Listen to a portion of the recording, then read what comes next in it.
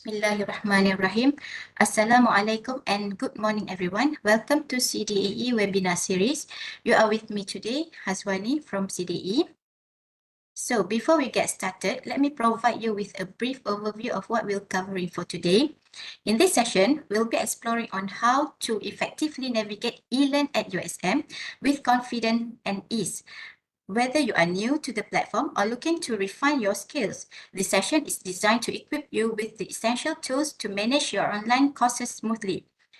Throughout this session, we'll walk through the key features such as uploading resources, scheduling and conducting online classes via Webex, tracking attendance, creating and managing groups, and utilizing forums as a communication channel. By the end of this webinar, you will have a clear understanding of how to optimize eLearn at USM for a smooth and engaging learning experience. So before we get started, allow me to introduce two of our esteemed speakers for today's session. We have Dr. Amira Azmi and Dr. Siti Amira Abdul Rahman from School of Mathematical Sciences. So ladies and gentlemen, let's not keep you waiting any longer and get started with this webinar session for today. So without further delay, please welcome Dr. Amira Azmi to proceed with the session. Okay, Assalamualaikum and good morning everyone. A very warm welcome to those who are here today. So it's wonderful to see many familiar names, right? And so if you're new, welcome back to the session of getting to know eLearn with us. So I am Amira Azmi and my counterpart, Amira Rahman. Both of us are from the School of Mathematical Sciences. We are going to share a little bit of our experience on handling eLearn. Okay, so we totally understand how busy everyone is, and we really appreciate you taking the time out of your schedules. And we believe that your commitment to enhance your teaching through eLearn is truly commendable, and we're excited to share some insights with you. Okay, so we have two parts here. We have two parts. So I will cover the first part, and Amira, the other Amira, will cover the second part.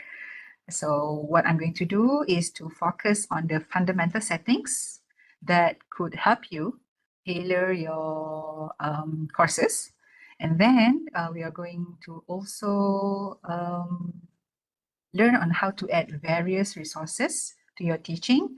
And at the final part of my session, I'm going to, so since the recent announcement about the second week of teaching will be fully online or at least hybrid, so I'm going to introduce a little bit on how to integrate Webex through eLearn. Okay, in today's session, we are not going to cover anything about assessments yet, right? That will be done after Raya break. Okay, so we are sorry if you cannot share or anything about adding assignment, quiz, and so on. We have planned to do it after Hari Raya because we cannot put everything into our session. Okay, all right. So let me share you my screen. Anyway, there is a message for you at the chat. So we have prepared a PDF file for you to refer throughout the session that could help you to understand our presentation better. So you can download the file, and I'm also sharing this QR code if you prefer QR code. I'll share my screen now. So this is the QR code for you to get access to our PDF presentation. Okay, so you could follow us along the line. Just in case if you miss anything, you can refer to our presentation too. Okay, so if you're ready, now let me start by focusing on the fundamental part. Okay.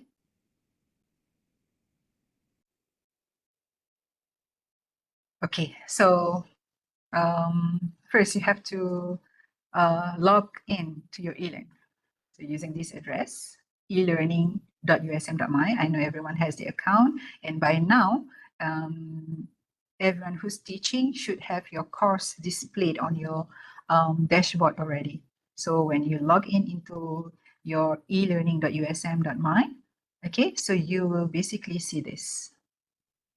So the list of courses that you have, and you might have more than me because I'm only teaching one course for in the previous semester and in the first semester, and another one course this coming semester. So if you have more, you are going to see another one or two. Okay.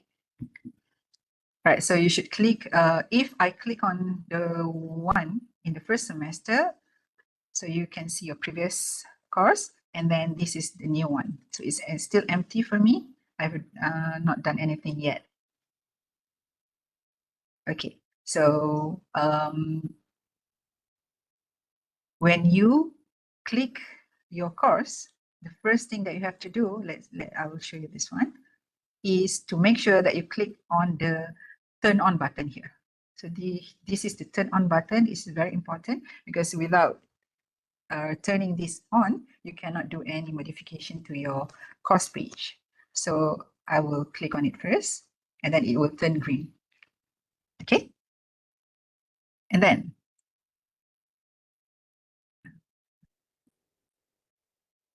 okay, so when you're here, so this is my course in the past semester. So we have this one. It might look a little bit different on your page. Okay, it depends on how big your Windows is. Okay, so the top part, so you'll see this course reserve and blended course status. So I'm going to explain a little bit about what course reserve is, and then how do we achieve the blended course status. Okay, so I put it here. So that's what I'm going to cover in the first part of my sharing today. So course reserve, and then I'm going to focus or share on how to edit the settings so that your eLearn will appear yours, will become yours, truly yours. And then we are going to see a little bit on how to know your participants, okay, and then track the activity reports. So that's what we're going to do in the first part. Hopefully in 15 to 20 minutes, we can cover all of it. Okay, so what is course reserve? I'm not sure whether you have used it or not, but okay, when you click on the course reserve here, okay, so it will bring you to this one. So this is a link to the library website. So you can see that your course name is displayed correctly here, all right? And then if you click, and you might have more than me, okay? You might have more than me. So if you click on that one, this is the name of my course. So, okay.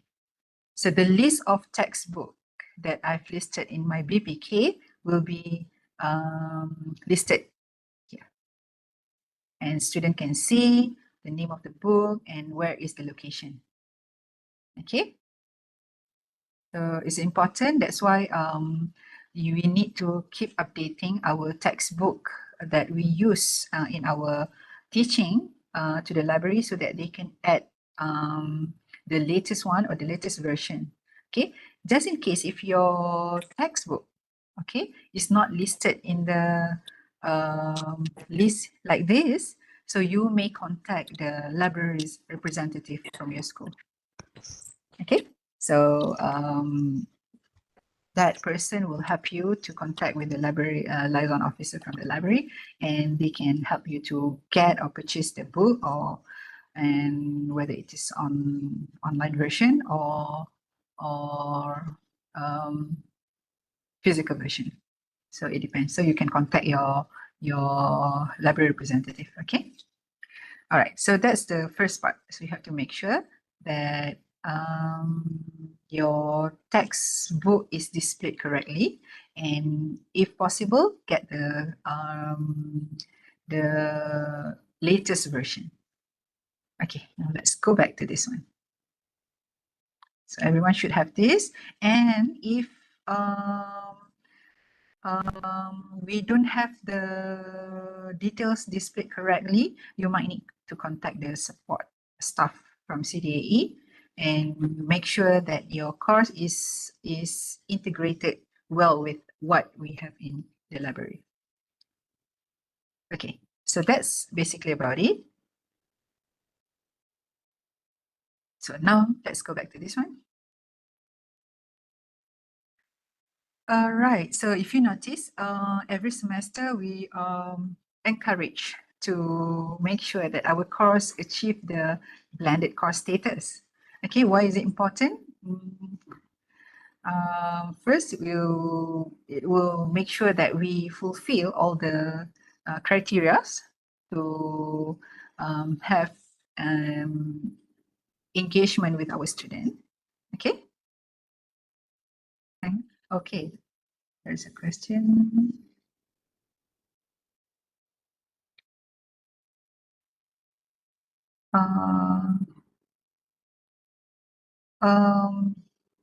This one,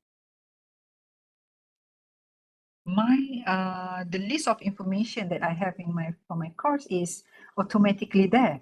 I'm not sure how do we do that. Maybe you can contact your library representative from your school and then see, or maybe you can also contact CDA support staff and see whether your course has been integrated or not with the course reserved in a button in CDAE. Maybe you can check that. Okay. All right, so let me go back to this one. Okay, so blended course status, you can see if this is my status for the past semester is green because I fulfilled the criteria, but for it should look like this. Okay, at first the blended course status is red.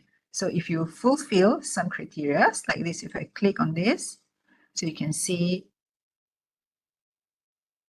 okay, the number of resources or activities or assessment that you should have, okay, for you to achieve the blended status. Okay, so you need to have at least 7 resources. This is so easy to get. You just need to upload your teaching notes or whatever materials, then you can get more than 7. And then you have to engage with the student through various activities, at least 3 activities. There are so many out there that we can share afterward. Okay, and at least 2 assessments that should be done. KPI is the number that have been set in eLearn. Okay, so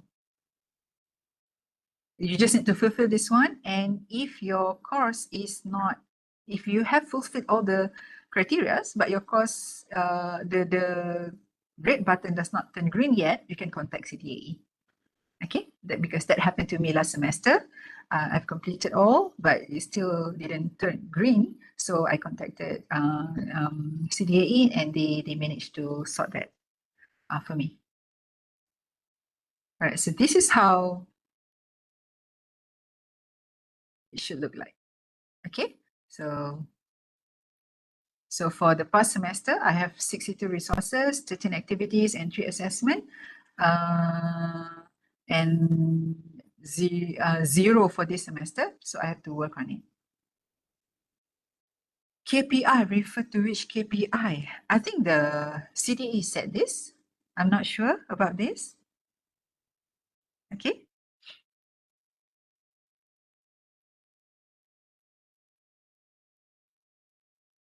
Okay. So basically, if you have achieved everything, so you will get your course in blended status. Okay. So now let's go to the first part.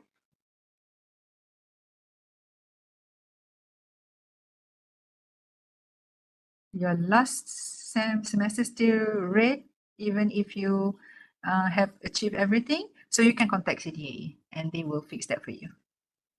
Okay, just email them and they will help you to fix that. Don't worry. Okay, now let's go to the first part. So I'm using my empty course, the one that I have not done anything yet. Okay, this is the introduction to modeling. So the name of the course is automatically like this.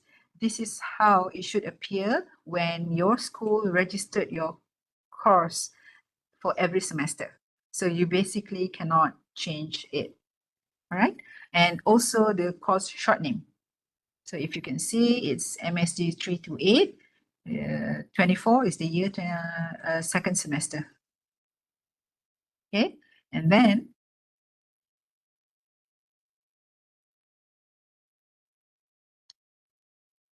even the course start date, so it will automatically set as the first week of the first semester of that particular sidang. Right, so ours is 24th of March. And if you have an end date for your course, for example, that course is supposed to be 7 weeks only, so you can set your course end date here, meaning that you can no longer edit it, but the students can still refer to it. Okay. Okay. And here's another important part, the course summary. So you can edit, or you can change the course summary, and this part will appear whenever a student search for your course in CDA in eLearn general platform. Okay, so this is how, so if you want to edit this and put more information of what your course is all about, you can do here. And don't leave this empty, because this will fulfill this part here, the information about your course.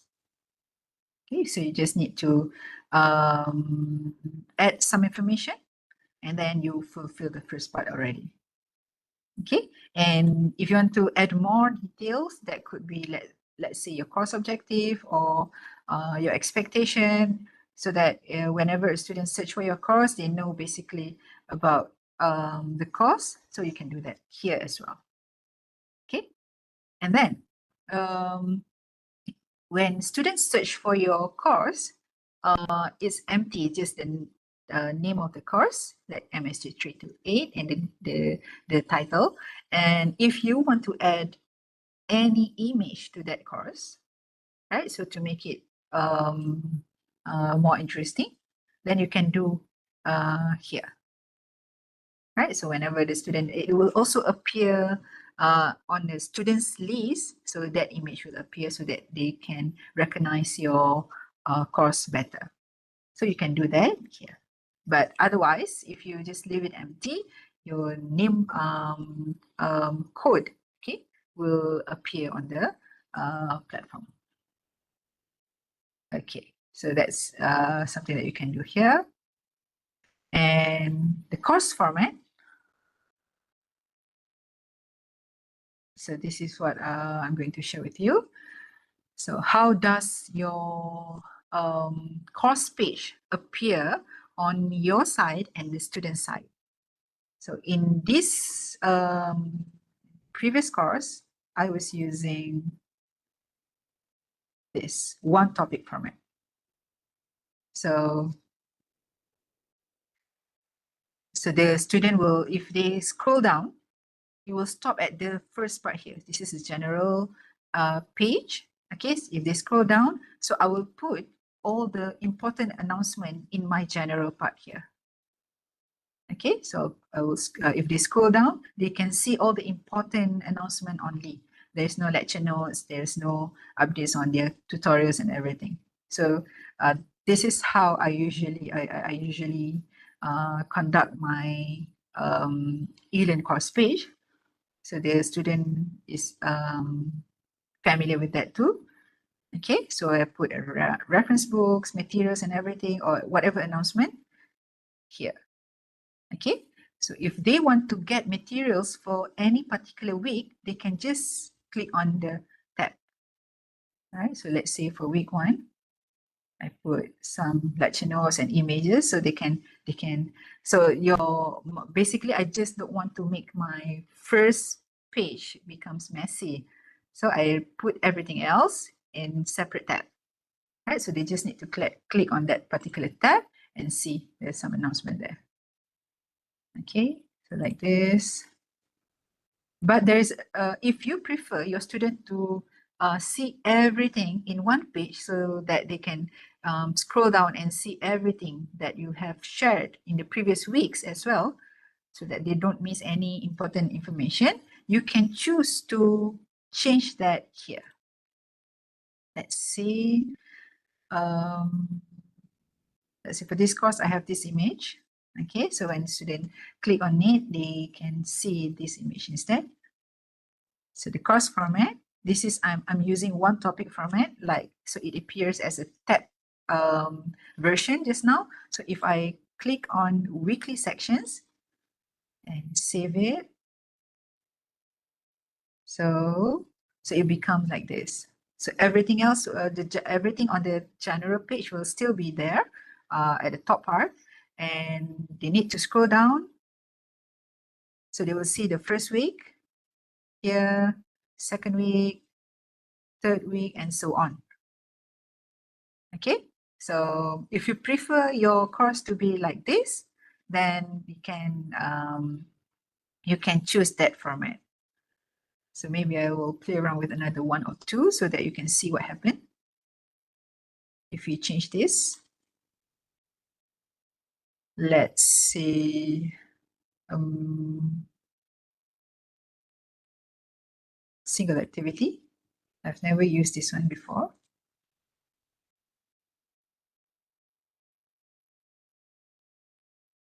Okay, so whatever that you put on the first, so you just need to click and see. Okay. Let's say if you want to focus on one activity for that particular week, then you can change the format into this. Go back. And maybe the last one here. Oh, okay. For a single activity, and we can tailor it down to which type of activity that we want to display. So it depends on how you want to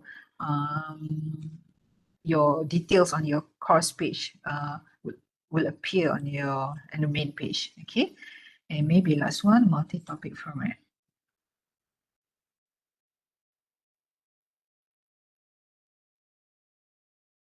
Okay, multi-topic is almost similar to the weekly format. Okay, but you can change the title to topic instead. So if you prefer your course page to be displayed in chapters, all right, chapter number 1, what is it? So no matter how many weeks that you cover those materials, then you can choose this. All right, so that's basically about format. So I'll go back to this, to my preferred one, the one topic format. So save and display. Okay, so this is how, oh no, what happened? Okay, so that's basically about it. How do you want your course page to appear and generally? So it depends, you can play around with that. Okay, so what's next?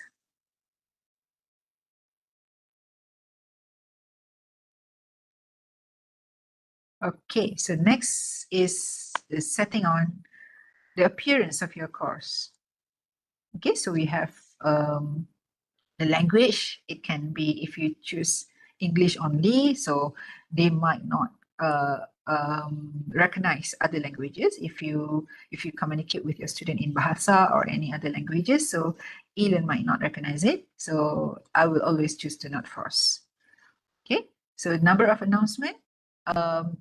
This part is important because let's say if you want to connect with your student purely through eLearn only, because I normally connect with my student via eLearn. It's either messages or emails, right? So I will put a section. I put a number of announcement as 1, okay, and then because if I put any details in that announcement, that message will go directly to students' email, and also directly to their message as well.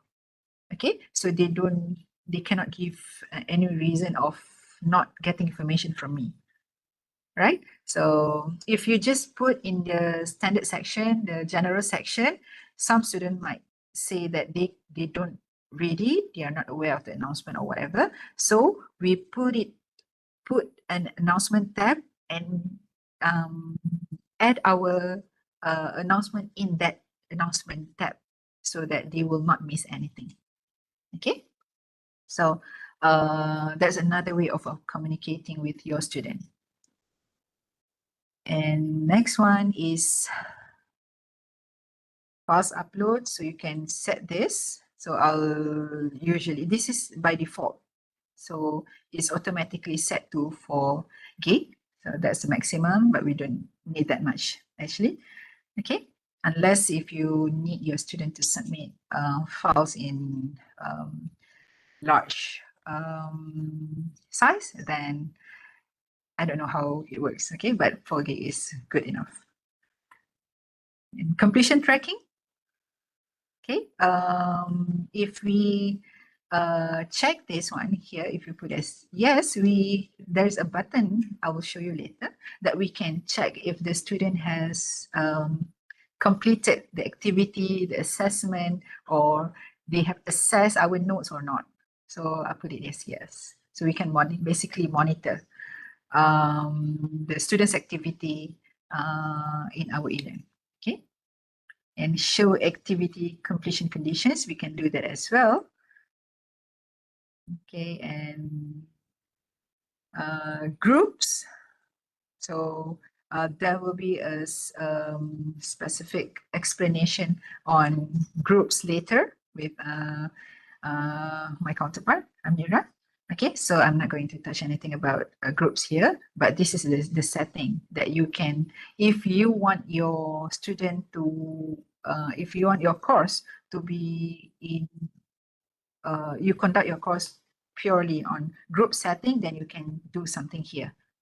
Let's say separate group, visible group, or anything. I explain the details here. Okay, what is separate group? They can only see and interact with members. So if on that particular activity, we choose as separate group, the setting, we set the setting as separate group so that the student can only see among themselves. So if they are enrolled into any specific group, so they can only communicate among themselves. But if you want your student to discuss, they can see what other group is doing too, but they can only participate in their own activity. So you can choose this as a visible group. But in general, for this course, I don't specify any group setting, right? So, but I will specify that, set the setting in specific activity. So you can do that as well. So generally, you don't need to do that for the course, okay? And also this one, force group mode. So don't change anything, just put no. And default grouping, also put none. Unless if you really want to focus on group work for the whole part of your teaching for that course, then you can do something here. But if you just want to focus on specific activity, then you can leave it like this. Okay, text, and this is default. I don't change anything, just leave it like this. And when you are done with all that, you can save and display. So your course is ready to be used now. Okay, so that's the first part that you have to do. Okay, so now let's go to participants. So yeah, we have seen how to set the basic setting of your course page. And then here, if you click on the participant, or you shouldn't see this yet. Let's say I'll go to the empty one. So this is how it should look like on your page. Okay. So this is still empty because student has not enrolled to this course yet, but this is how it should look like too. So for this course, there's only 2 participants for now. Okay, so I'm sharing this with another colleague, so they can only see, I can only see my name and the other lecturer's name. But when students start enrolling to your course, so more names will be seen like this. So for example, in the previous semester, I have 235 students. So you can see the list here. Okay, so you can select,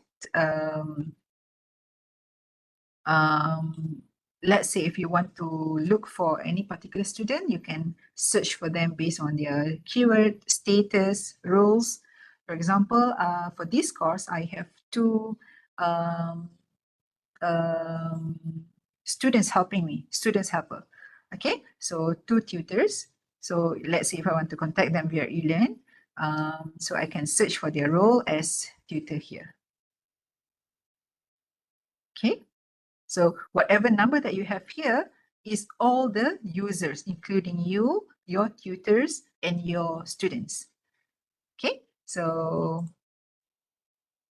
let's say if you want to contact or to see details about your student, you can just click on their name and then you can see very clearly. Okay, so go back here.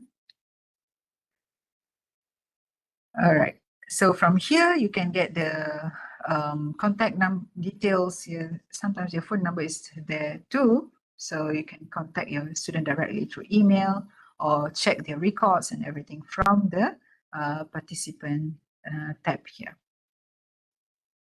Okay, so how do you want to do that? You can scroll down like this, pick any student that you want to contact, and then you can click here. Let's say I'll choose this one. This is my tutor. So choose, and then you click this one, so you can send message. So that message will go directly to the student's chat room there, and then you can download. Let's say if you have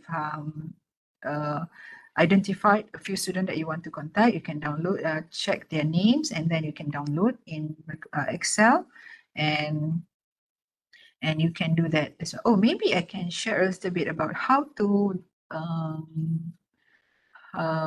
add students.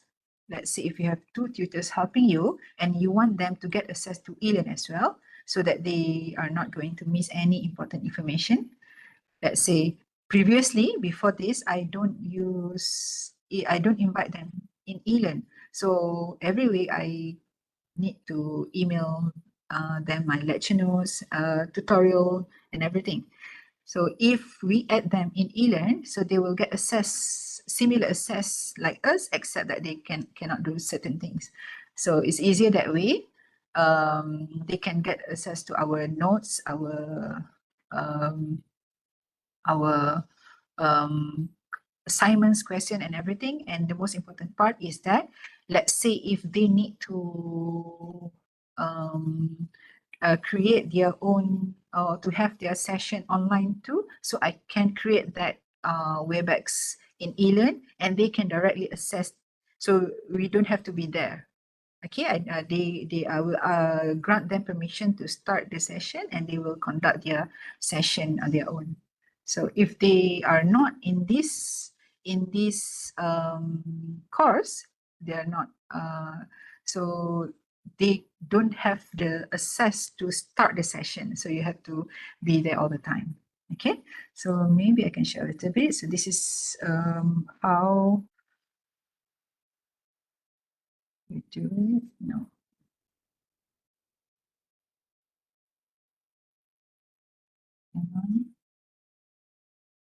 Here, okay, you click on course management, and assign guest lecturer or tutor in course. So you click that one and then you follow this instruction. Or maybe if it's easier for you to get in contact with any representative from CDAE, they will help you to do that, because CDAE helped me to do this, okay, and guided me. All right, so you can do that. Okay.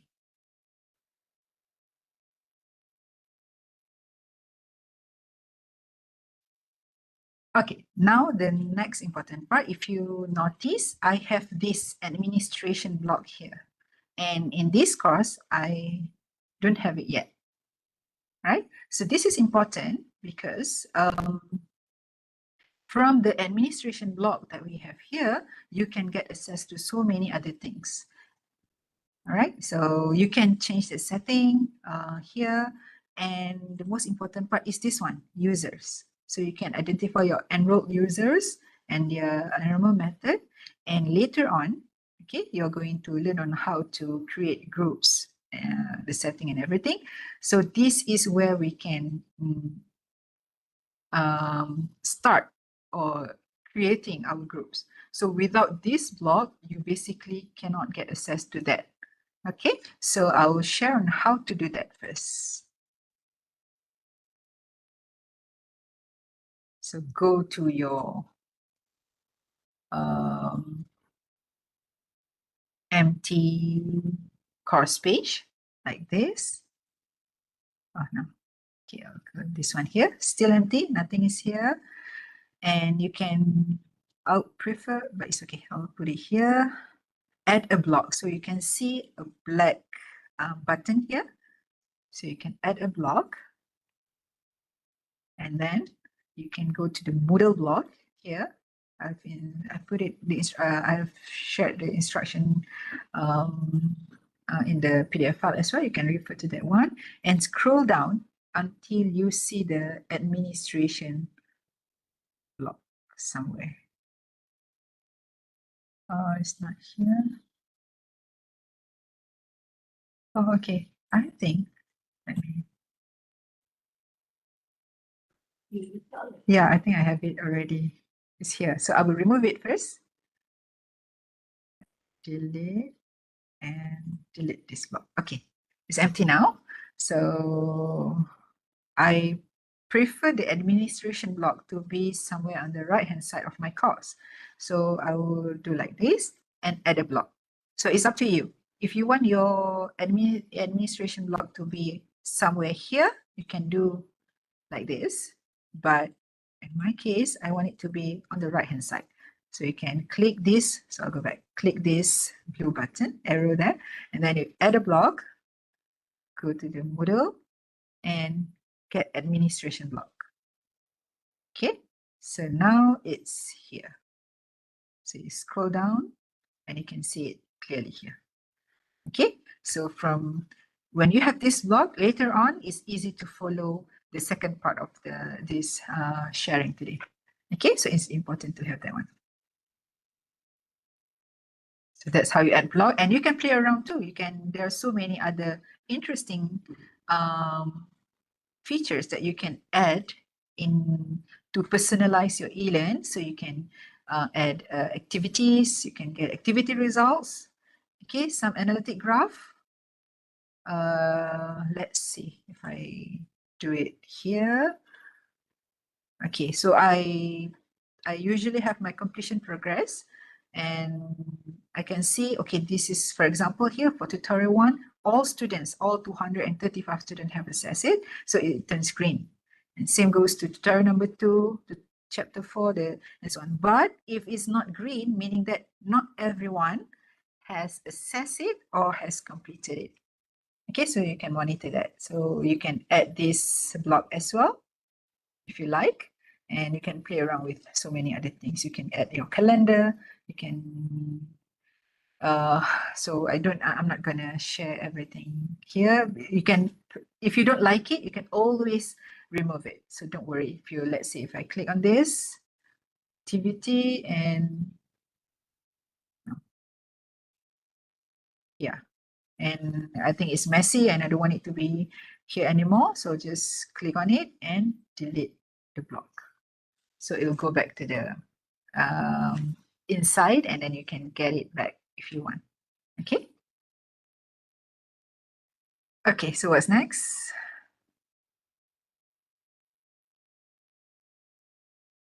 So this is how you do it. So it appears slightly differently because I was using, while I was preparing this, was using the other computer. So it appears like this. All right, so you can get the administration block, and from that block here, you can track your users, okay, and then get some reports, interesting reports from there. Okay, you can do that, but I will not touch on this in this session. Okay.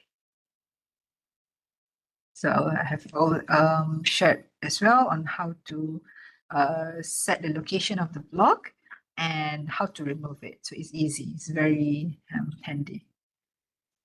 Okay, now let's go to the second part. How to go back to the course page. I'll use the empty one.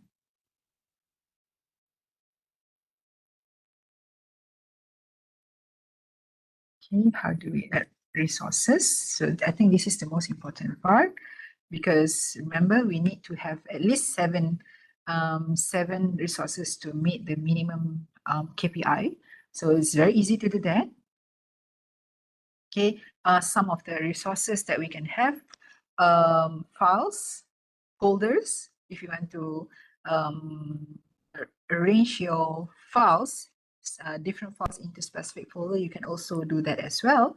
And you can also add pages and URLs, the links to some other website. Okay, you can do that. And it is important to optimize the usage of description area. So whenever you upload something, you might want to describe, put a little bit of description on what that thing is all about. Okay.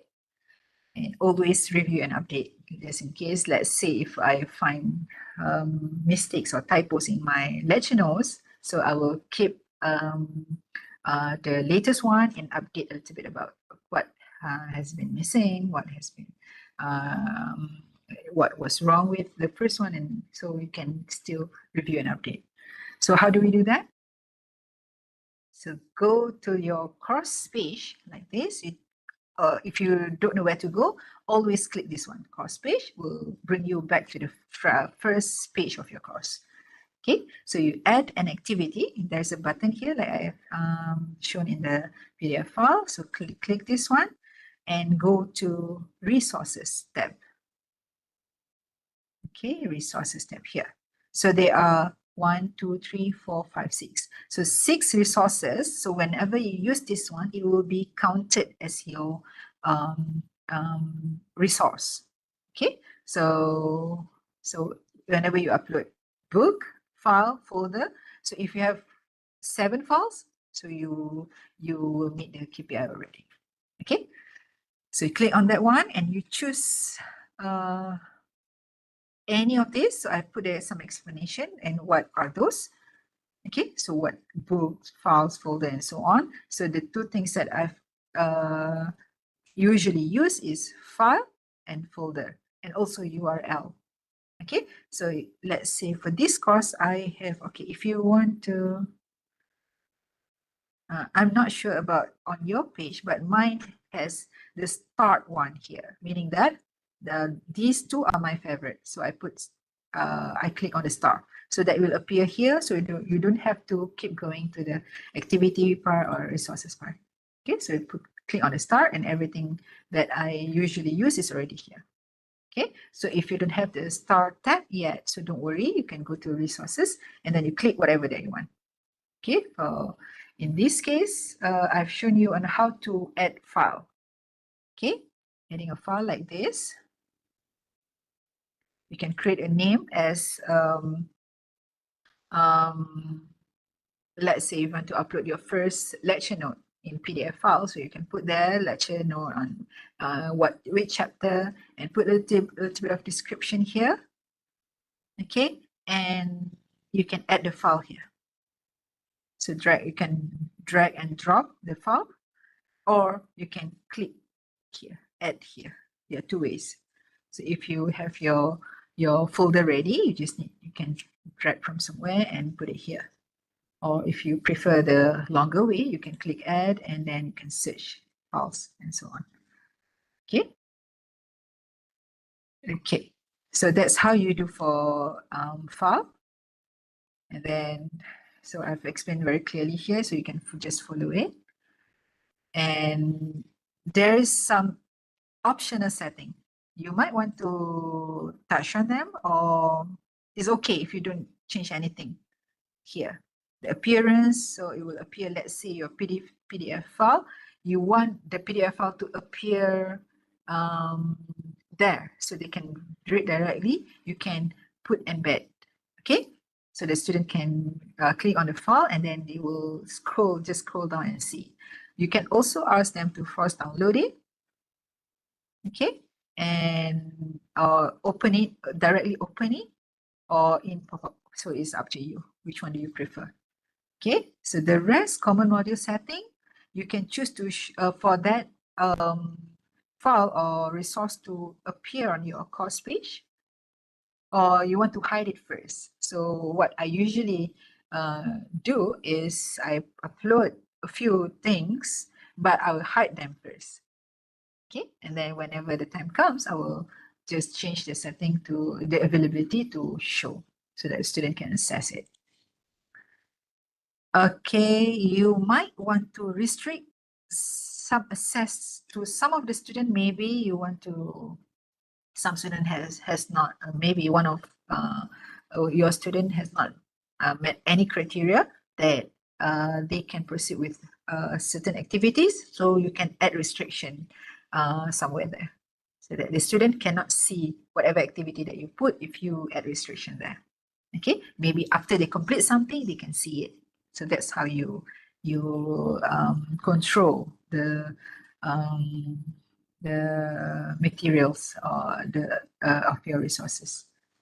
Okay, and the rest, if you want the student to manually mark the activity, you can do that. You can change the setting. You can add requirements, and or if it doesn't matter, it's just lecture note. Everyone, you don't mind if the student assess it or not, then you can put as none.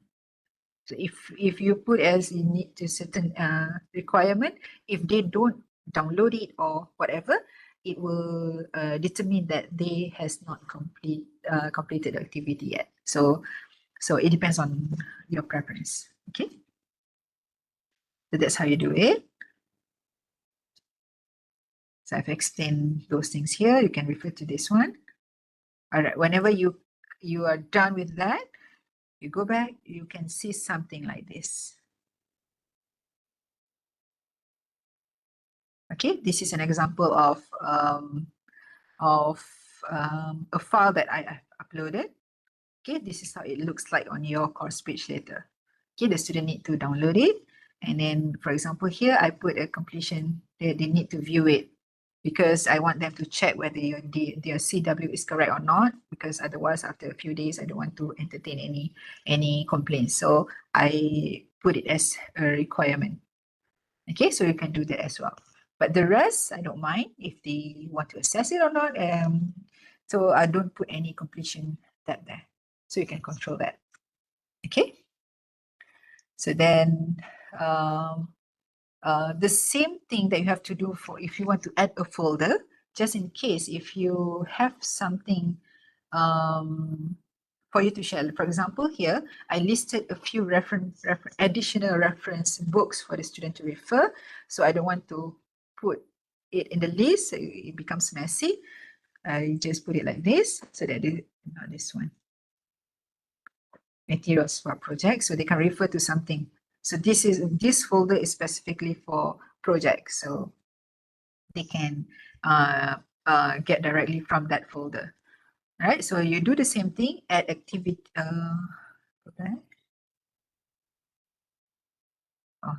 add activity, resources, folder, and you can put whatever folder that you want, and then you can add folder in folder as well, so you can do that. So it depends on how you want to arrange your materials in your course page. Okay, so this is how it should appear. For example, here I have two folders. One is for materials for project, the proposal and poster, and another one is for the, I also shared with them the final solution for tutorial. So I put it in folder after a few weeks. Okay, so this is how you want to make sure that your materials appear nicely on the student's view. Okay, so that's about folder. And then you can also add a web link or URL to your course page as well. Okay, you just need to have that link together with HTTPS something. You have that link, YouTube link, or any online courses that you think you want to share with the student, then you can put here and save it. Okay, then you can the student can get access to it. Let me see if I have the example of how a link should look like. Let's say general, not here.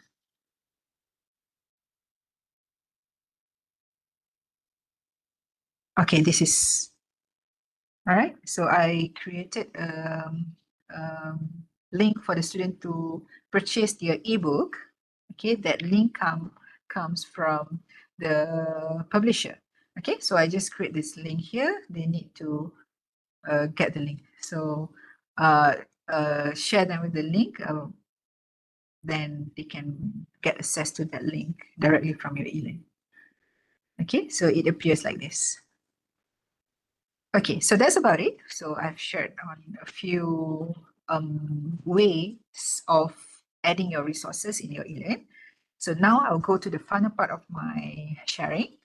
That's how to integrate eLearn, Webex in eLearn. This is important because most of us are likely to conduct our course in the second week via online. Okay, so you can do that using eLearn, directly through eLearn. Okay, so we have Webex in this. Go back to this one. Okay, so we have Webex in eLearn, but if you prefer to use Teams or Zoom or Google Meet, so you need to use other options. But Webex is well integrated in eLearn, so I strongly encourage you to use Webex via eLearn. Okay, you can set the meeting outside, but it's not integrated in our eLearn. So it is important for you to set your meetings via eLearn so that all the information like attendance, recordings, and everything will be here so the student can get access to it without us sharing. We don't have to share the information anymore. So you just create something, create the meetings here in eLearn, and then the student will get access to it, including your tutors, everyone who's enrolled to this course. Okay, so let's do that. So basically, we can get access to eLearn platform without leaving we get access to Webex without leaving eLearn. Okay, and scheduling is easy too, so don't worry about that. And the session will automatically be recorded and stored, so you can get the recording, the previous recording until now. It will be in the cloud, so you can download whenever you need it. Okay. And another important feature as well is the attendance tracking is automatically taken, okay, during the Webex session. So it's another win for us, okay? Right, so how do we do that? So I'll do it very quickly in 5 minutes. Add an activity. All right, so you can, okay, I'll do it slowly here.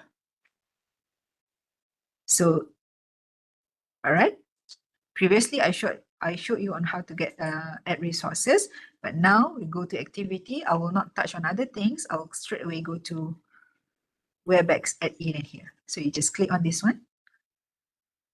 Okay, so you just name any activity. So let's say if you want to have separate sessions of online teachings or tutorials, or you want to have meetings with students, discussions with students, you can create that here. So let's say for this one, I want to have online lectures only. So all online lectures, I will schedule all online lectures in this link. Okay, so I'll just put, skip the description part just to make it quick. So if I go back, so it appears here. But this will not bring you to the meeting yet. Okay. So if you click on that, then you can set the meeting. Okay, schedule it. Okay, so you go directly, so you give the meeting name and add description, so you can apply something like this. Okay, then you can start setting it just like how you set your normal Webex meeting. So you can put the date, time, and so on. You can set it here. And there's some advanced setting. You can choose not to touch anything about that, right? But what's important is for you to click on this automatically start recording when the meeting starts. You might want to click on that one for the advanced option. The rest is okay. Okay, and then, so this is how I'm going to show you some example from my previous meeting. Let's say this is what you will get. For example, you cannot see anything because the date has changed. So I'm going to go slightly backward to November until December and completed activity.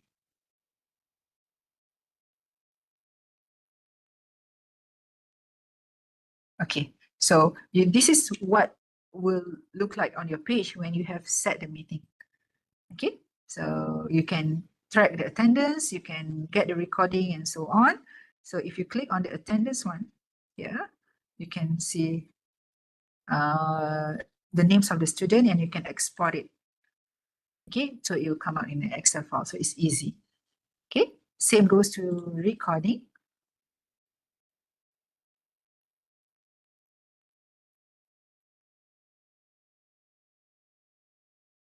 Okay, you click on the recording. So if you click on it, view recording. So you can view it and you can just copy and paste this URL to somewhere if you want. If you want to share this with other students, so you can share that as well. All right, so that's basically about it. It's very easy to use. You just need to add the activity and then fill in all the details like when is your class and whether it's recurrence or not. And then it will appear directly to your eLearn. Okay, so I guess that's it. So this is how you will, okay. I'm done. So let's see if I have if you have any question, I will check the chat box and I will reply there. And I think I will pass this session directly to my counterpart, Amira, to continue with the next part. Okay, that's all from me, everyone. Bye-bye. Okay. Oh, all right. There's a question there.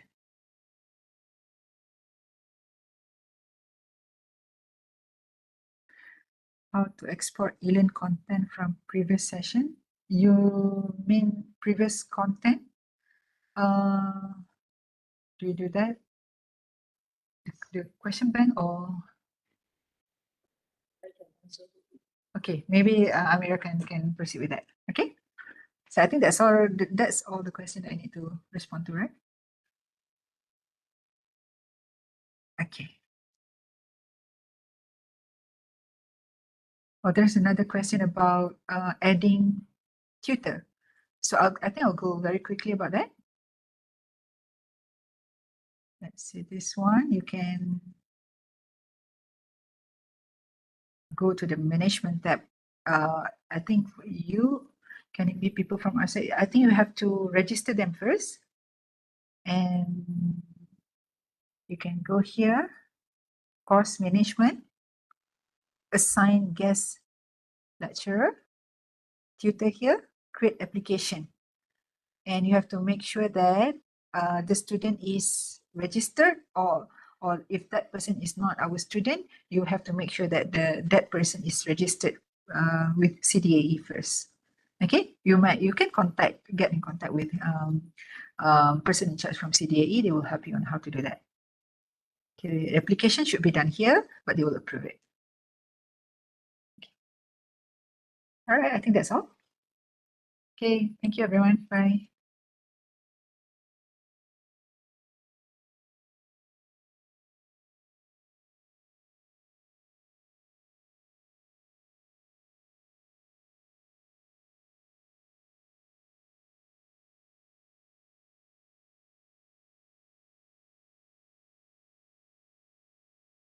Okay, hello everyone. Can you hear me?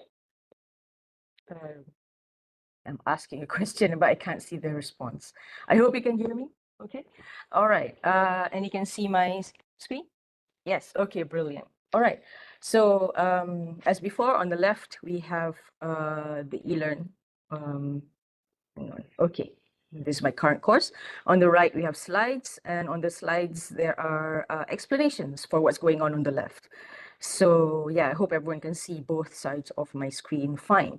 Okay, I'm just going to make this one a bit bigger. How do I do that? Nope, can't do it. Okay, never mind. Maybe like this. All right, so there was a question for how can we, what was the question again? Where's the chat? How to export eLearn content from previous session. Okay, you can export the question bank. So if you have questions in your quiz, you click on, that was a bit too fast. Okay, in the administration block over here, as you can see on the right side of my browser, there is a question bank here. So if you click on it, there are questions here, and there is an option to export. So if you click on the option to export, you can actually export everything. So here currently there's nothing because I don't have a quiz yet. So that's how you export questions from your quiz, basically. That's where you put the questions for quiz in the question bank. If you're asking to export the whole course, okay, so let's just have a look. This is my course from last semester. So if I wanted to export stuff from here, I would go to, again, the admin block, all right? And there's something called course reuse at the bottom of the admin block here. So if you click on the little arrow here, you have backup. So if you click on backup, then there's backup settings here, include files, include all of this. I don't know what include content bank content means, but there's the word content in it, so I assume I want it. So I just click that. So I click next. And yeah, so this is all of the content that's currently in my course from last semester. There's a bunch of files, and each week there's a file, and there's, yeah, I think these are mostly files. And there's a H5P activity there, and then there's group choice here. So I can export all of this. So if you don't want to export all of it, you just want to export some of it, you can uncheck these. You just click next and confirm and review, and you just keep going next until it tells you to yeah, perform backup. This is going to take a while, so I'm not going to click on it, but that's how you backup. And to make use of it, I believe there's at the same place as we just saw. So going back to course now, and then going back to the admin block, going back to course reuse here, there is import. Okay, so I think you can import from there. And I think, I'm not entirely sure because I've never done this before, but I think you can import certain parts. Like you don't have to import everything all at once. You can, but you don't have to, I think.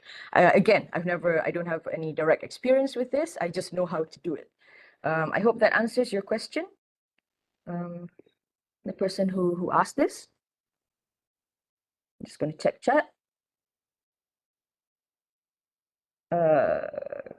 Yeah, hopefully, Khadija, yeah. Okay, so I'm going to get started on my part two. So we're going to learn about attendance, about groups, why would you want to use them and how do you set them up, and forum. Okay, so attendance is something that I think we all use or we all need to take note of in class. I think some people do it manually, some people do it using eLearn. So if you want to do it using eLearn, then we're going to find out how. Okay. Right. So with this attendance activity in eLearn, we can actually bulk create repeated attendance sessions. So we don't have to create a new attendance activity for each class that we have. We can, if we have a class, let's say every Tuesday at the same time, then we can just create it once to create it for the whole semester or however long you want to. So let's say you want to create it for like every Tuesday for 6 weeks, you can do it all at once. There's no need to split it into like doing it 6 times. You can also set your own attendance options, status options. So it starts off with present, late, and absent. And late, I don't find is super useful for university. Maybe you manage your classes differently, but for me, excused is more important for me. So the student is not present, but they have a reason for not being present. Like they can provide proof, a medical certificate or a letter stating that they're going to be an event somewhere, surat pelepasan, that kind of thing. Okay, so if you set your attendance on eLearn, then you can take it during class via QR code or password, or you can take it manually or a combination thereof. So let's say if you take it via QR code password and you need to change the attendance status for a student or a number of students, then you can do so manually. You can always change things around because you are in charge of the course with regards to like student attendance. And at the end of the semester, you can export your attendance, although some processing is needed for readability to make it look nice and to help you understand the information that came out. All right. So here is the general process of creating and making use of an attendance activity. So first of all, you create the activity itself, and then you set your attendance status options, and then you bulk add your attendance sessions. So of course you can add them one by one, but we don't recommend that. Then you can take your attendance during class, and then of course at the end you can export your attendance to an Excel file usually. So we're going to go through these one by one. Okay, so to create an attendance activity, all right, so let's look on the left here. Okay, let's go to course. Okay. Oh, this is my old course. Okay, let's go to the new course. Okay. Right. So as you notice here, I've added a week or a new, what's it called? Yeah, a new week, and I've hidden it from students. So generally, I recommend that whenever you do something new on your eLearn page, immediately hide it from students. And you can do it quite easily here by just clicking on these clicking on the 3 dots, sorry about that, clicking on the 3 dots, and then here it says show. So show means that whoever is enrolled right now can see this. So clicking hide means that you can see it, but they can't, like the students can't. Okay, so to create an attendance activity, we just click add an attendance or resource, and we click on it. So this is my start. So these are my favorites, the ones that I use almost every semester. But if you don't have this, you just click on activities and you find attendance, which is the second one. So it's in alphabetical order. So click on attendance and it'll bring you to this page. Okay, for my slides, you can see that there are colored boxes. So the colored boxes are matching. So the 2 red boxes are referring to the same thing, 2 orange boxes and 2 green boxes and so on. So this is the format for the slides. Okay, so let's give our attendance a name. Of course, you can just leave it as attendance, but I like to put in my course code as well. So for this time, it's going to be MAT251. And you can put in a description as well. This part is for attendance is optional because it's self-explanatory, but you can put one in if you like, especially if you're sharing with a different person, right? So if you're co-teaching, then you may want to put like attendance, attendance for week 1 to week 7, let's say. Okay, and you can click on display description on course page if you want the students to see this description that you've typed up here on the course page. Yeah, on the course page. Okay, so these settings, the other Dr. Amira has gone through these, I think quite thoroughly, so you can set them however you like. Usually with grade is the one that I want to point out. I don't do grading for attendance, so I just type out none. Okay, so for everything else, if it's under a week that's already hidden from students, the availability will be hidden as well. However, if it's under a week that is live, so you'll be able to hide it here. Okay, so I'm not going to force a language, no groups for now. Yeah, completion conditions and everything like that. Okay, we can just click on save and display now that we are ready. Completion conditions. Okay, so for in this case, I want none. Because the completion for the attendance activity is basically taking the attendance, so I don't need double completion on that one. So, okay, save and display. All right, so this is what we get when we do that. So we see the attendance activity main page. All right, so there's nothing here. There's just a week, an add session button. So before we do add session, we're going to set our status options. Okay, so let's click on the 3 dots and then let us click on status set. Okay, so once we click on status set, we get this page here. So this is the attendance activity status set page. All right, so I'm just going to make this a bit bigger. Okay, so as I mentioned earlier, it starts out with present, late, and absent. Okay, and has points here, and here's a self-marking availability. It means that do we let the students mark themselves? So I just set it as always. If you set it as a no, means that you have to manually take the attendance. Limited time means that there's a time window for them to set their attendance. So I just set it to always because that's the fewest amount of headaches for me. Right, and now I'm going to change late to excused because I don't use late, I use excused. And I'm going to put all the points to be 0 because I don't want to accidentally give students grades for this. And that is all on the left side. Moving right, we have available before session starts. I don't usually tick this one because I don't have a use for it. This next column is important. So it says automatically set when not marked. So it means that if a student does not mark their attendance while the attendance is live or during class, then what is it set to automatically? And I usually put absent so that the student is automatically set absent if they don't mark their own attendance, and I don't have to do it manually later on.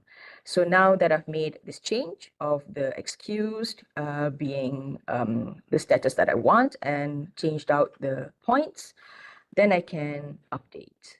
Okay, so once it's updated, it will give me, it's just making sure that everything is saved, basically. So if you want present, excused, absent, and late, you can always add one more. That's no problem. Okay, so once I have added my status set that I want, then I can go back to the main attendance page. Okay, so there's no change here because we just changed the status. It doesn't do anything to this page. And I can click on add session. So I add my session. All right. So Now we're going to bulk add attendance sessions, and here is a situation, okay? So this is an example.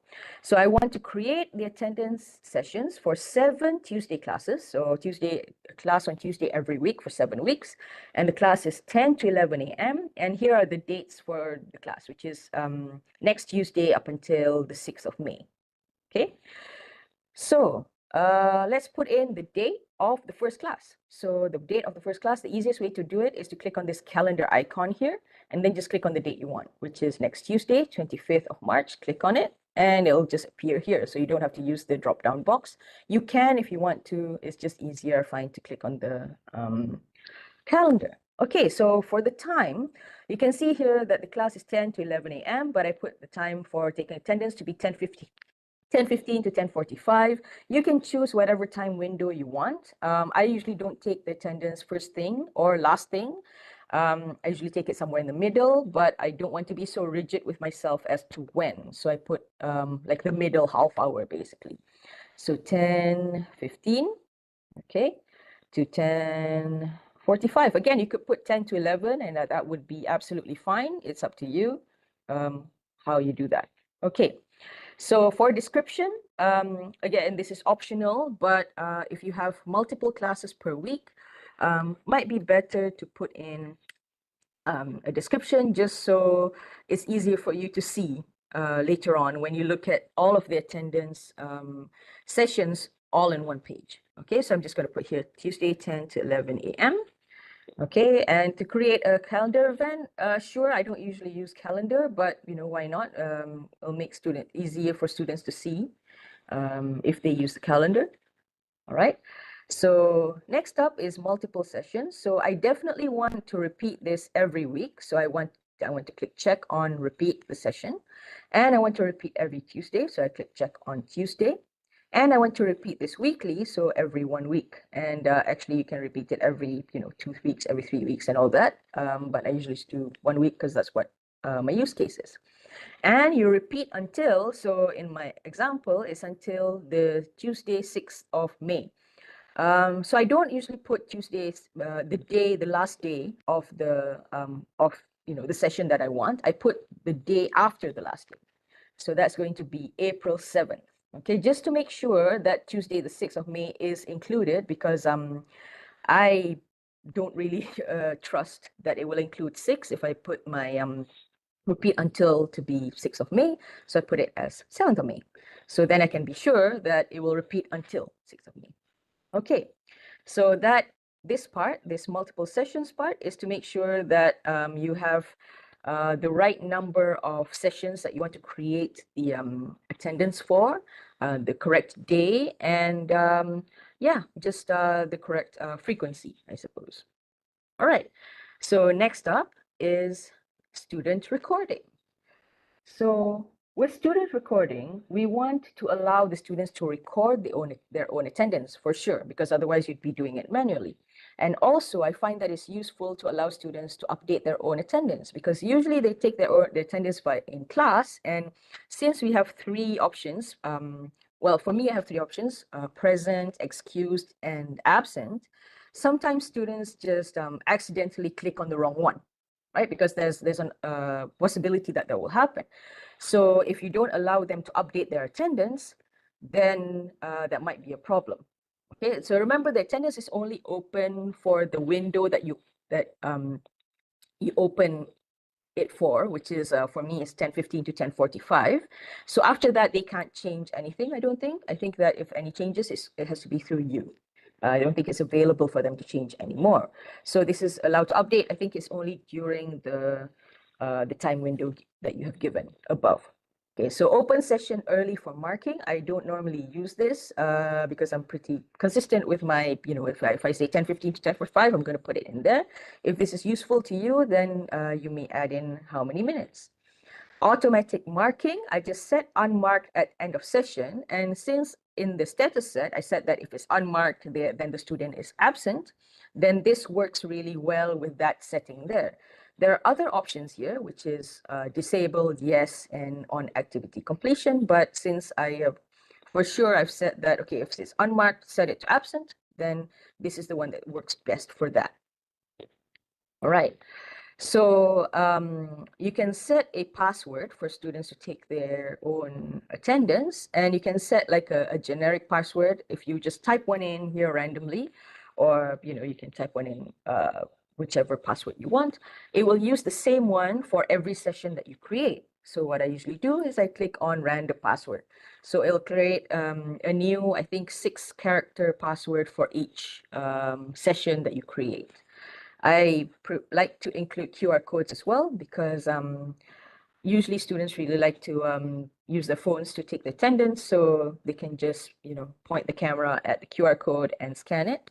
I do both password and QR code because not all students have the latest phone. So if the phone's a bit old, it's a bit slow, or if the internet is playing up, then maybe password is the way to go. This rotate QR code thing, it helps with because there's some cases where students pass the QR code to their friends who are not in class at the moment. So if you do rotate QR code after something like 30 seconds, then the QR code will change. So if they use the old one, it's no longer valid. There is a bit of an issue with this one, again, with students who are using perhaps older phones, or if the internet access is not so good, then it takes a while for them to scan and then to actually take their attendance. So by the time they get to the part where they're taking the attendance, the QR code has, how do you say, lapsed or is obsolete, and they need to retake their attendance. So I find that this might be problematic if I click check on the rotate QR code. So normally I don't use it, but in a smaller class where internet access is good and such problems don't exist, you can definitely use rotate QR code. Okay, so again, if you want to use rotate QR code, you have to show the live QR code, which means that you need to go into your eLearn and then click on, I'll show you where to click later on to show the students live what the QR code is. You cannot use, you cannot print screen an old one and show them during class. All right, so this one I'll uncheck because I want the students to be marked absent if they don't mark their attendance. So uncheck the highest status available, and then let's show more. This network address thing, I don't normally use this either. You can prevent students from sharing an IP address, which means that you prevent them from taking their attendance from the same phone or the same device. If you want to, you can do it here. You can just tick yes. Okay, so once we're done with all this, we can just click on add. So here you can see that there are 7 sessions successfully generated. So yeah, so we have for the first 7 weeks, Tuesday, 10 to 11 a.m., the attendance is right there. Okay. Great. So now it is time to take the attendance, right?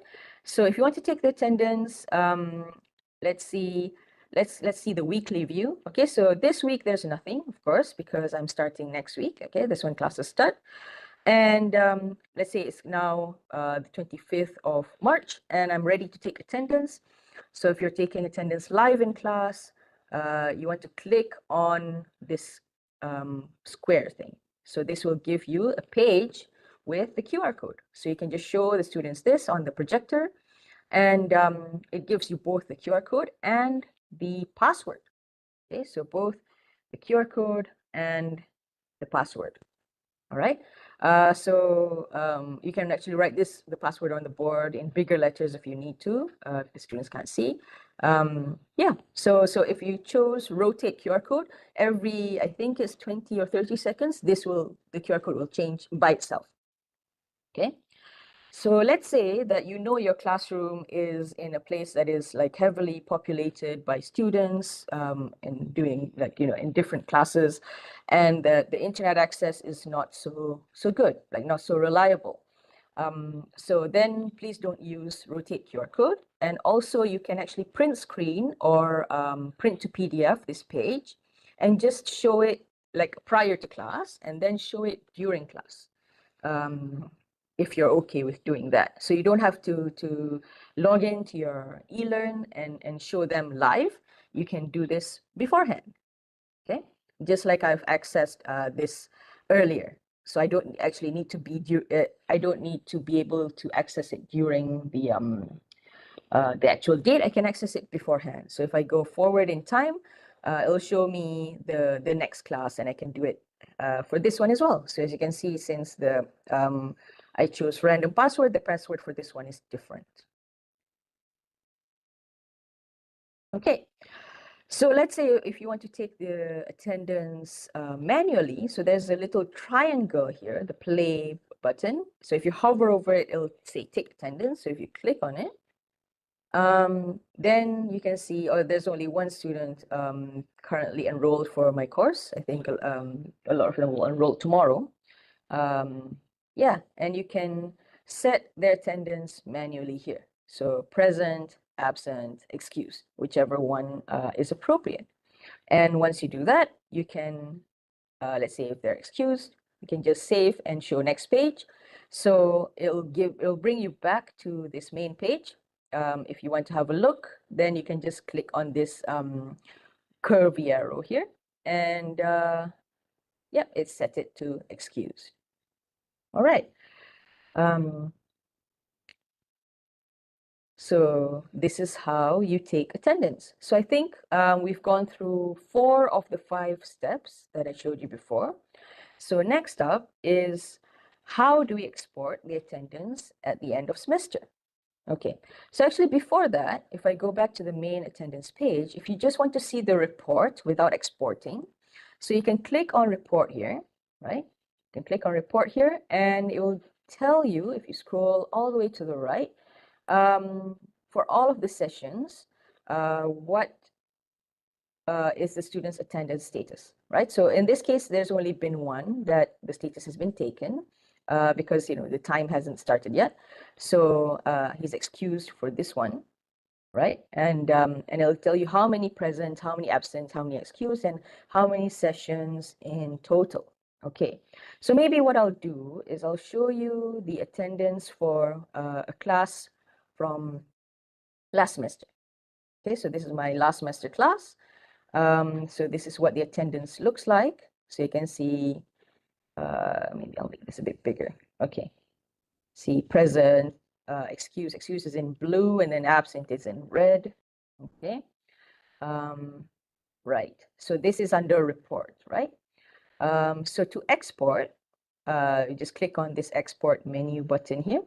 It will bring you to the export page. All right. So for groups, just choose all participants because you want the attendance for all participants, unless you want it for specific users only. So if it's by group, you can do group.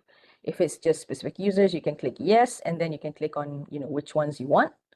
I'm just going to click no because I want everyone. And you identify student by, I usually just unclick everything because I don't want this extra information. I want to select all sessions, yes. Okay. Included, not taken sessions. I don't have any of this, but I click yes anyway, just in case. Sometimes I have remarks on. So if you type out any remarks for the student, then you'll want to export that as well. And if you want to include session description, then you can click yes on that as well. The start period, end of period, this is grayed out because we put in, where is it? Select all sessions, right? So if you uncheck select all sessions, then you can choose when is the start of the period of attendance that you want to export, start and end. Okay, since I want everything, I just click on yes, and it doesn't give me the choice of time window. All right, so there are a few formats that you can export to: Excel, OpenOffice, and text. The most useful for me is Excel. Okay, and then you can click OK, and it will, you'll be able to download it. So I'll show you what it looks like here on my slides. Okay, okay, so I just went through that. Okay, so the downloaded Excel file here looks like this excerpt on the left here. Okay, so it's not nice looking. The information is all there though. So after a little bit of post-processing, you can get the one on the right. Okay, so this is just some conditional formatting using Excel. It didn't take too long for me to do this. It's very, very doable in a matter of minutes, I think. I think the more experience you have doing this, the faster it will be. Okay, so I didn't color every box here, myself. I didn't, I used conditional formatting. All right. So that is it for attendance. Before I go on, does anyone, I'm just going to check the chat for questions. Okay, so far, no questions. So hopefully this is useful and clear enough for everyone. All right, so that's attendance. Okay, so next up, we're going to go to groups. Okay, so just let me get back to my course page. All right, so groups.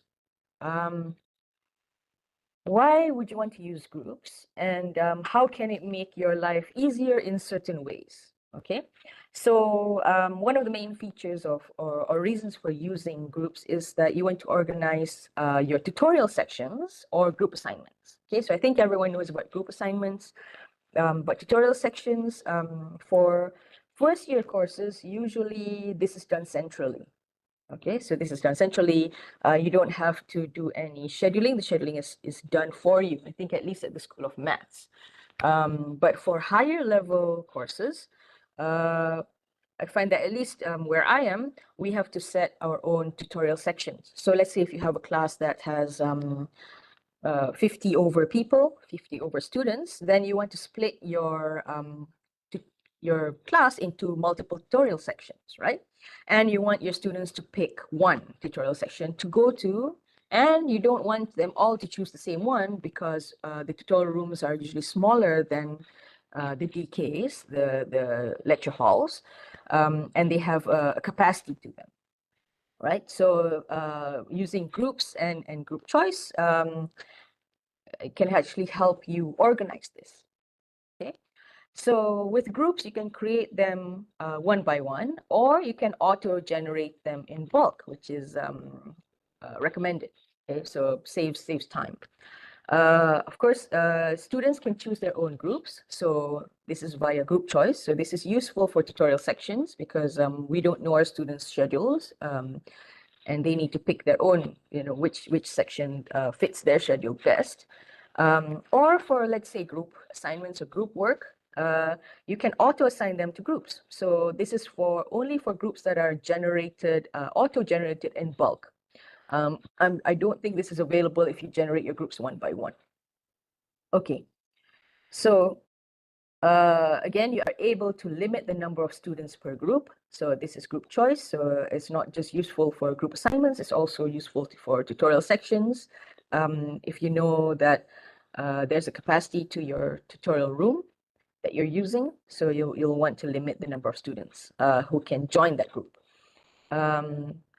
And once you have created these groups, you can use them in different activities. So the most common one in my experience is using them for assignments, so assignment submission, and also for forum, for communication. All right, so I mentioned a couple of use cases. So the first one is creating tutorial sections. So once you have groups, once you've set up your groups, then students can choose their preferred time slot or tutorial section. So this is using via group choice. You can limit the number of students according to classroom capacity, also via group choice. And if you want to, you can create a separate forum thread for each tutorial section where students can discuss or post answers. So this is in the forum.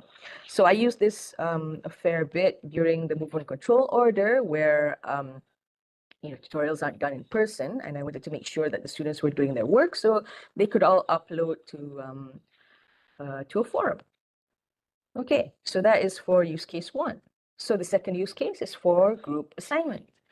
So students can be auto-assigned to bulk created groups, or they can choose their own groups via group choice. Okay, so both options are available.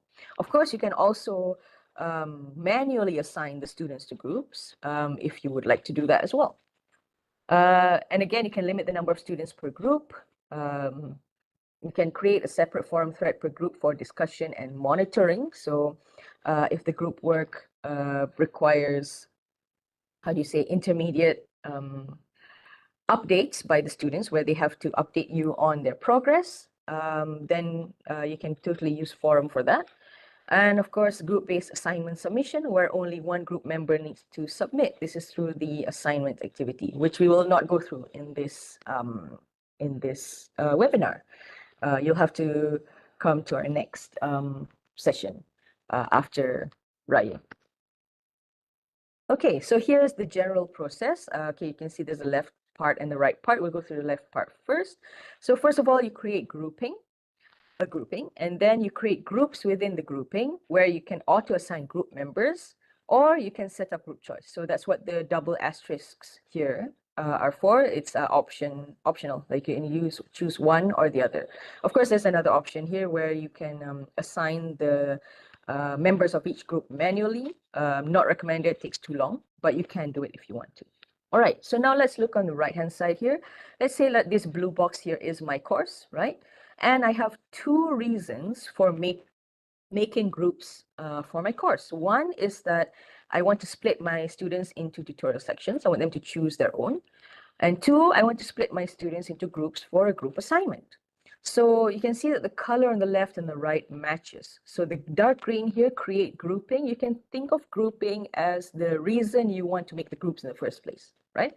So one would be to the tutosec, which is tutorial section, and the other one would be the gur-ask, which is the group assignment. So those are the groupings, and the groups within the groupings are how you split up the students, right? So for tutorial sections, it's the tutorial time slots. For the group assignments, it is each group within for that group assignment. So in this case, I only have two reasons. Let's say I have two group assignments and I want the students to be in different groups for both. So then I would have two of these green blobs here, one for group assignment 1 and one for group assignment 2. So you need as many groupings as the number of reasons for you to have groups for your students. However, if you have, let's say, two group assignments and the students are to remain in the same group, then you just need one grouping for that because the groups don't change. Okay, so I hope that's clear. All right, so that's the general process. Here's an example of implementation. So let's say the situation is that I have a group assignment. I want to create 6 groups where I want to force 3 students per group, but the students get to choose their own group. So what's the process for that? Well, first of all, I create a grouping named GRASG. Okay, so as you can see on the right here, GRASG. And I want to auto create groups A to F within GRASG. So there's groups A, B, C, D, E, F, and I can auto create these. And then I set up group choice because I want to the students to choose their own group. And this is also where I limit the number of students per group. Okay. So first of all, we need to create the grouping. Okay, so we need to create the grouping. How do we do that?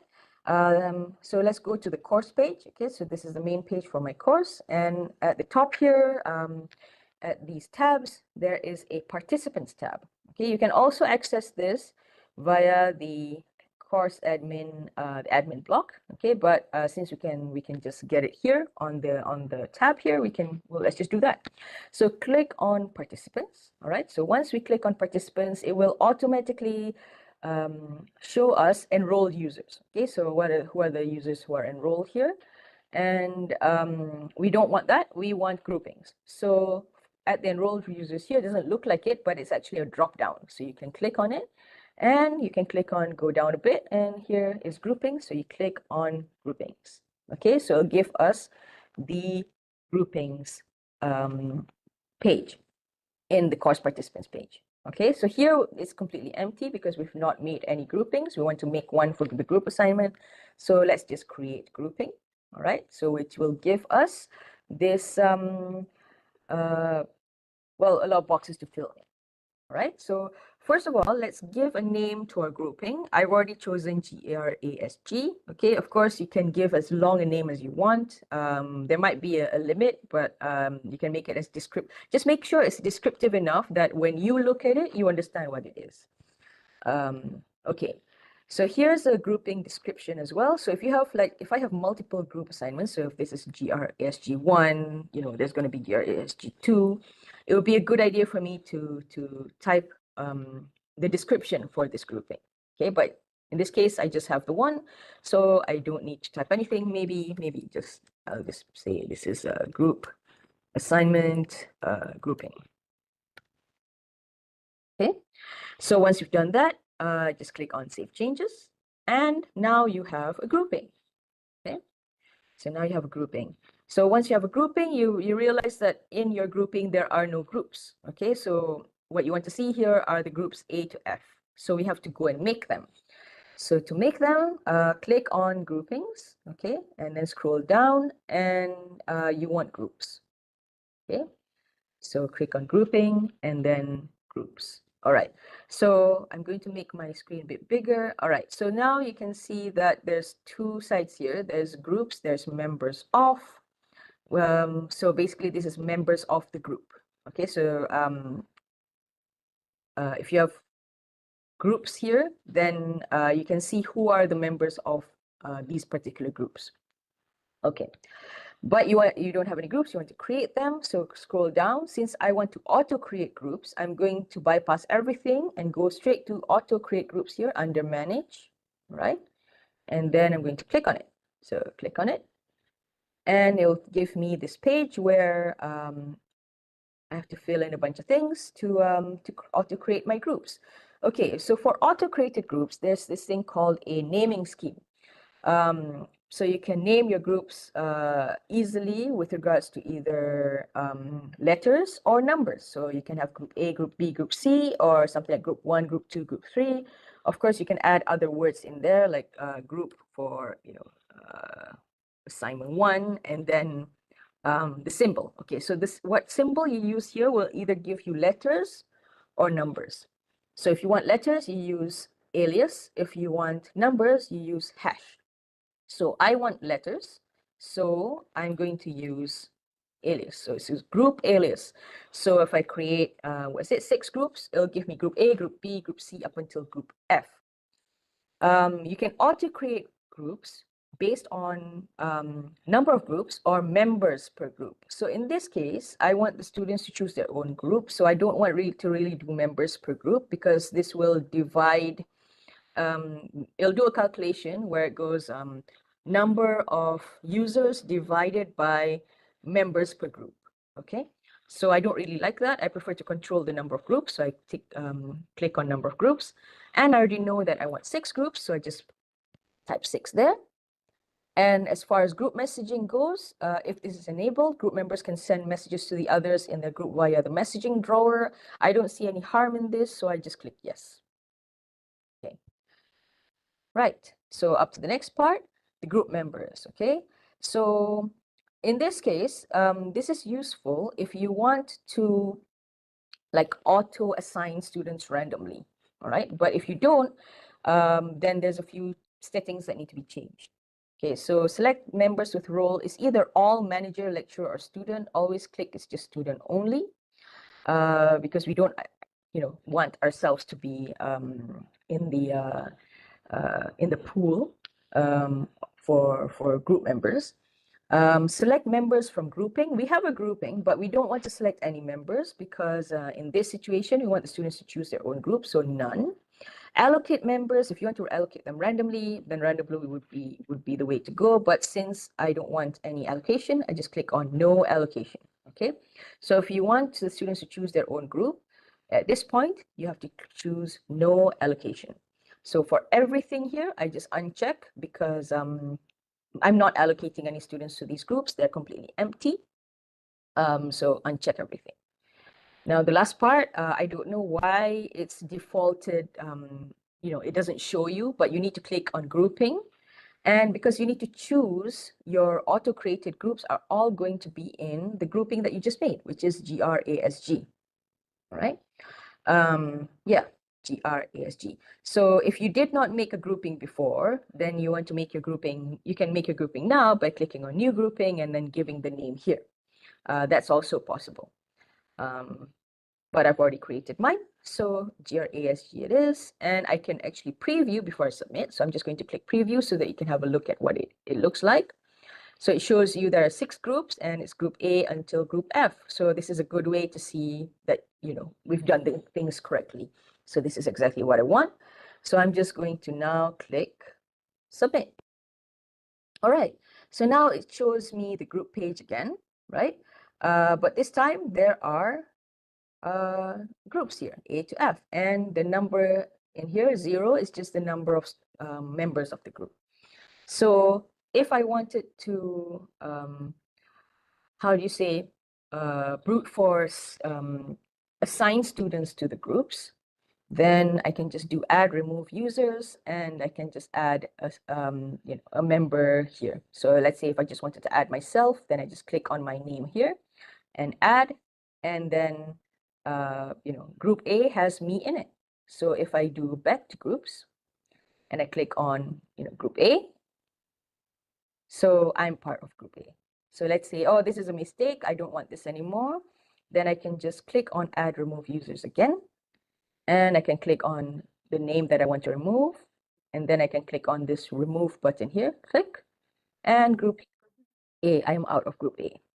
Okay, so if I go back to groups, all right, so groups have 0 people. All right, so next, so this is the groups view, and if you go to groupings, for the groupings view, you can see that group assignment now has groups A to F inside of it. All right, so next up, we're going to set up group choice. So we haven't actually done anything related to group choice yet. It's just that we have set up our groups and groupings. So we add an activity or resource here. Okay, and then we go to activities and we add group choice. Okay, so we add group choice. All right, so let's give the group choice a name. So in this case, I just want to tell the students to choose your group for group assignment. Okay, so they'll be able to see this on the page. And we can actually write down the description. So this is optional, but I do recommend you it. spend more on the thesis. Okay, so But this one, how long actually? uh, For new proximal point method also generation. okay, I think someone has their mic on. Could you please check? And yeah, thank you. Okay, so you can write something down like something like, please choose your group for the group. Just spend less time. Okay, and other things as well, like Yeah, I can get your point. Yeah, because last time, each student may join only frankly one group. speaking, Okay, hang on. Someone is he I could still hear someone speaking there. Okay, so please choose your group for the group assignment. Each student may only join one group. So this is what I usually write. You can just write this in the description so that students can see it, and click on display description on course page so that the students can see it on the course page. The information gets to them faster that way. Okay. All right. So next up, we have these miscellaneous settings. So for allow enrollment to multiple groups, I want to say no, because I don't want that. I'll always show the results to students because I want to see them be able to see who is in their group. I always allow for the choices to be updated, yes. Show column for unanswered, yes as well, because I want to see all of the information. Filter out response data. This I don't usually mess with because it doesn't affect me. Limit the number of responses allowed. This is important. So this I enable because this is where I set the number of students per group. So general limitation, I limit my group members to 3. So I click on apply to all groups. It doesn't do anything right now, but once you go down here to the groups, you'll be able to see it in a little while. So how do you assign a groups to this group assignment? To this group choice. So you just click on the grouping that you want. In this case, it's GRASG, add grouping. And you can see it automatically adds all groups in that grouping, and it sets the maximum number of members per the group. So only 3 students can join each group. So let's say that a student, you have a late enrollment and you want to change group F to have 4 students in it. So you can just click on group F and this box will appear, and then you can just edit it there and click anywhere outside of the box and it will update, as you see, group F4. All right. So then the sort groups we don't do anything with, and default group descriptions, I just choose hide because I don't use that. And restrict to time period, you can actually set this. So let's say if you want the students to choose their tutorial sections within a week, then you can set the timing for it here. Okay. For the other common module settings and restrict access, then you can just set those as usual. And then we can click on save and display, and there it is. This is your group choice now. So the students can actually choose their groups by just clicking on the group choice. Okay, so since I set the activity has been closed, so I would need to reset the settings there.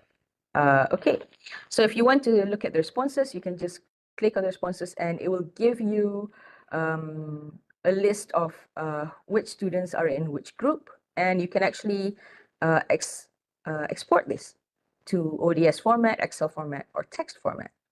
So that is how you set up group choice. Okay. Yeah, so as soon as you set it up, so long as it's with the time window that you set, the students can immediately use it. All right. So I mentioned that one of the use cases for this group stuff is forum. Okay. So generally, you can make general communication in forum, which is visible to all students, or you can make restricted communication, which is only visible to students in a specific group, which is what we're focusing on today. And the students can respond with text that they type in or by uploading files or both. Okay, the general process for a forum is a lot simpler than all the other ones. It's just create a forum and then create a discussion thread. For our example of implementation, the situation is that I want to create a forum for a group assignment where each group has its own discussion thread. So what I want to do is I want to create a forum for the group assignment, and I want to create a discussion thread for a specific group. All right. So how do we create a forum? Similar to other activities, you just go add activity or resource, right? And then you go to activities and you click on forum. All right. So then we find ourselves here at the forum settings page, give the forum a name. So in this case, the forum is for group assignment. So I go group assignment forum. All right. And you can write down your description. It's optional, but recommended. Of course, you can display the description on course page. You don't have to. You can if you want to. And the forum type that I usually use is standard forum for general use. Before you make the forum goes live, you can actually, there's 5 options here. You can look at them one by one and see which one works best for you. Okay. So for a lot of these options, I just leave them to their default settings. For subscription and tracking, which is the third one down, I usually force subscription. So what this means is that whoever is in that forum thread, whoever has access to the forum thread, if anyone replies, then they get an email. So everyone is kept in the loop. Read tracking, there's either optional or off. I've just put on optional. And then the next important one is the common module settings. So this one, the important part is the group mode. Okay, the group mode, you want this to be, well, at least I want this to be separate groups, because in this case, I want each group to have its own discussion thread where other groups cannot mess around in or cannot reply to. So you do separate groups here. And the grouping, you need to set which grouping it is. So it's group assigned GRASG, which we just made earlier. So then you click on Add Group Grouping Access Restriction. So it takes into account what the choices that you've made here. All right. So these options, you just set them as usual, and you click on Save and Display. So once you have that, you have this forum. Okay. So to add a discussion topic, all right, you can just click on Add Discussion Topic. It'll just appear down here.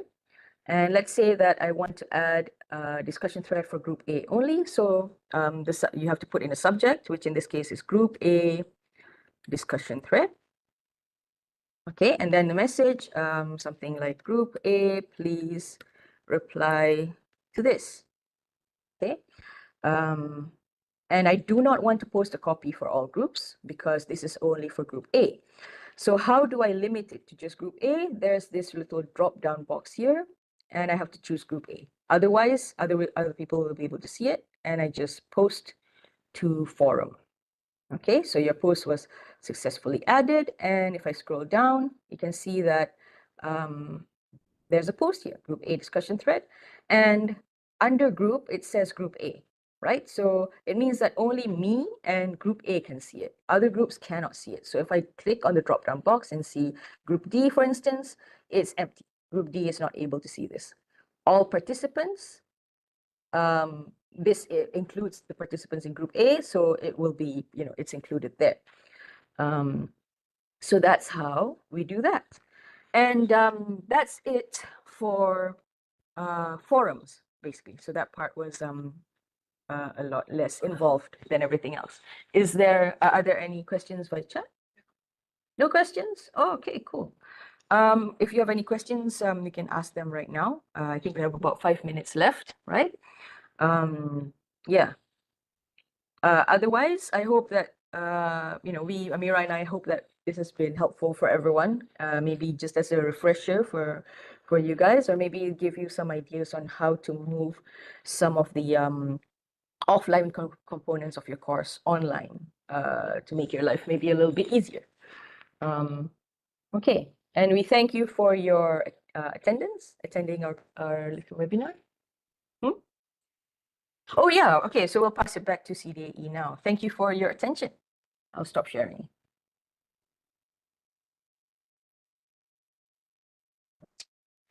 Okay. I think there is no more questions in the chat box. So as we come to the end of the session, a very heartfelt thank you to both our speakers, Dr. Amira Azmi and Dr. Amira Rahman. We deeply value your expertise and look forward to welcoming you back in the future for more inspiring sessions. Okay, to all the attendees, thank you for your enthusiastic participation and engagement throughout this session. We hope you have gained valuable insights and ideas to implement in your own teaching practices. So before we dismiss, please scan or click on the link given. Fill out the e-survey and verify your attendance to ensure your CPD point. Thank you once again for your participation, and I look forward to seeing you in the future CDAE webinar series. Thank you, Dr. Amira. Both Thank you, Amiras. everyone. Thank you, everyone. Bye-bye. Happy Ramadan. Happy Ramadan.